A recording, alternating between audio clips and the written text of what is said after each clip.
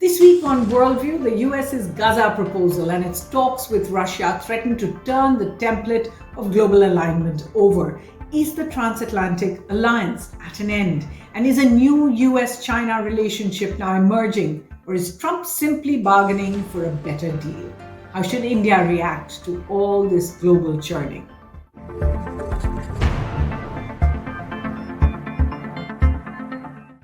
Hello and welcome to Worldview at the Hindu with me, Suhasini Heather, and to a world that seems upside down for the past few weeks.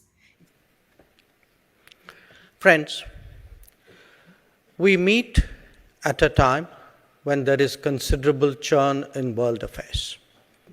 External Affairs Minister S. Jaishankar probably put it best this week. He referred to the churn in West Asia and the Indo-Pacific and spoke about other challenges.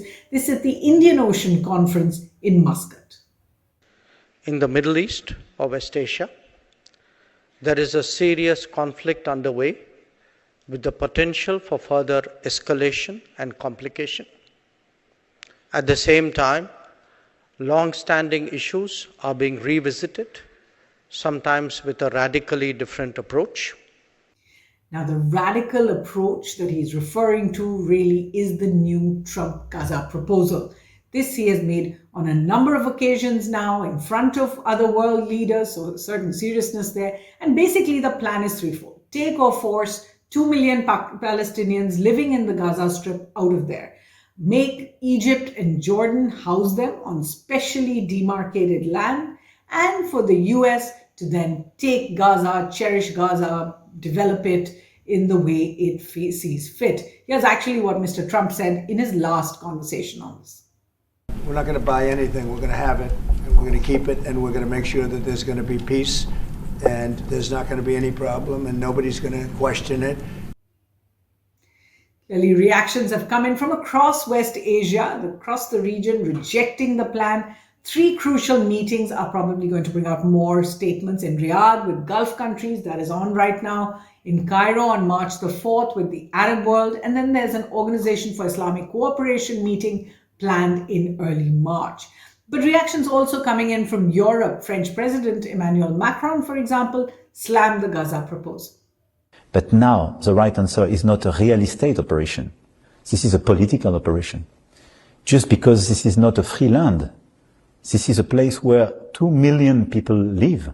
Meanwhile, on the ground, the World Bank, European Union, and the United Nations were able to get a ground assessment of the damage in Gaza and West Bank after the ceasefire went into place. But the bombardment and more than 50,000 dead estimates have come in from them. That $30 billion have probably been incurred in the damages, and it will cost about $53 billion to rebuild the Gaza area.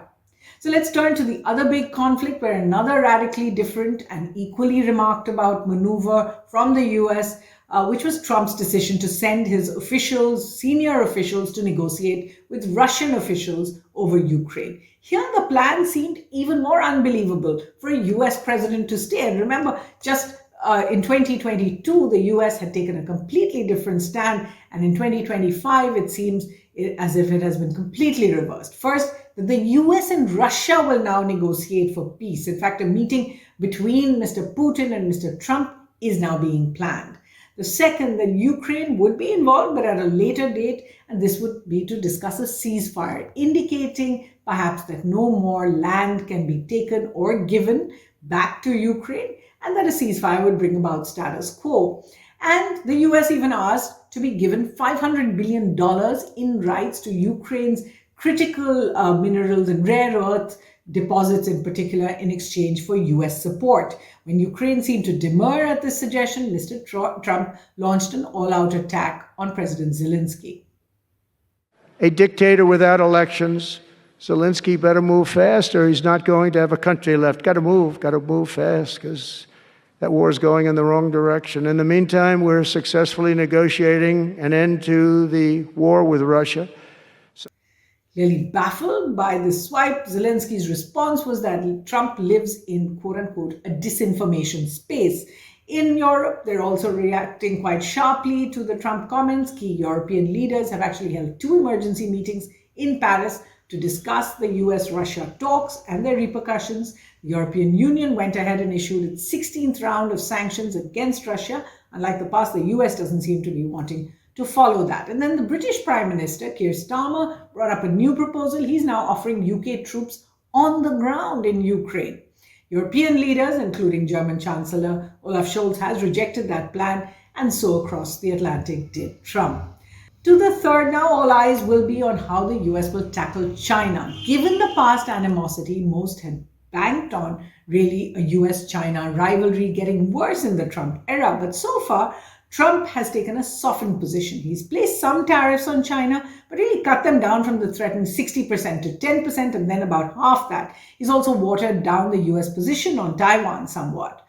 Trump has also suggested he will meet Chinese President Xi Jinping soon, whom he said he has a great relationship with. A trade deal during that meeting is also possible.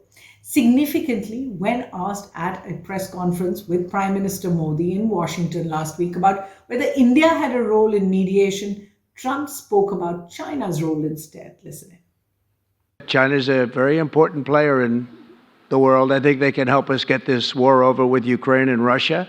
So how should India see the upturning of the US-Europe relationship, the bizarre plan for Gaza, the reversing of the US stand in the Russia-Ukraine conflict, and the possible outreach to China? There are 5 big assumptions that New Delhi must rethink at this time. The first is that the US as a primary international partner seems unsteady, whether it's those statements or the tariffs, the treatment of immigrants, the demands for purchases from India. It does seem as if this is not the best time to be counting on the US as its best partner.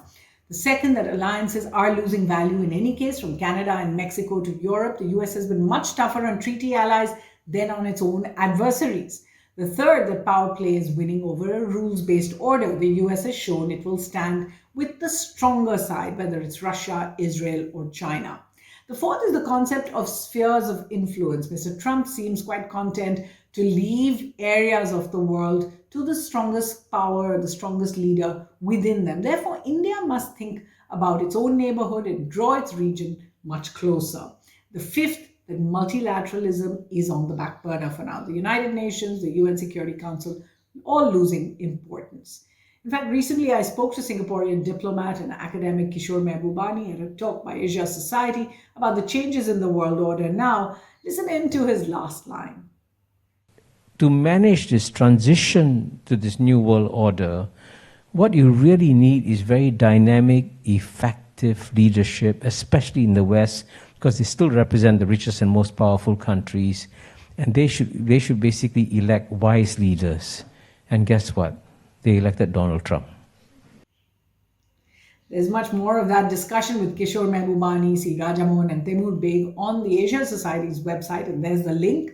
Also, my interview with Professor Mehbubani is on the Hindu's website. So what's Worldview's take? The truth is, many in India would not be unhappy with a smaller US footprint in the world, given how US intervention has frequently destroyed countries including Iraq, Afghanistan, Libya, Vietnam, and others. Even so, the fact that the US's retrenchment is being coupled by an openly transaction-driven president, land deals in Gaza, critical minerals in Ukraine, means the world leader is open to being manipulated by the highest bidder. More than worries about the US promoting regime change in the rest of the world, New Delhi must focus more on what that regime change in the United States means for the world and why India needs its independence more than ever. I also have some reading recommendations on that theme. The first is The Changing World Order by Ray Dalio, Why Nations Succeed and Fail. Of course, this is the head of a hedge fund, an investment banker, and it's not normally that I read or, in fact, speak about such books, but there's a lot of very, very percipient insights in Mr. Dalio's book. There's also a set of charts about the world and why nations succeed and fail, which comes off a PDF online, which you might want to take a look at. The next is Living the Asian Century by Kishore Mehbubani. It's a rare personal memoir written by him, but it has many global insights, as he has shown in the past. The third, World Order, Reflections on the Character of Nations in the Course of History, and that's by Henry Kissinger. It's a classic now. Many have in fact, spoken about it. The fourth is AI superpowers, China, Silicon Valley, and the New World Order by Kai-Fu Lee. And he's, of course, a Chinese head of AI, but actually has many insights on how this US-China interplay might play out in the future. And then there's the unfinished quest, India's search for major power status from Nehru to Modi by T.V. Paul. I've written a review about this in The Hindu. Then the contest for the Indian Ocean and the making of a new world order by Darshana M. Barua, young scholar. It's a new book and certainly might be interesting on these very themes that we talk about here on Worldview.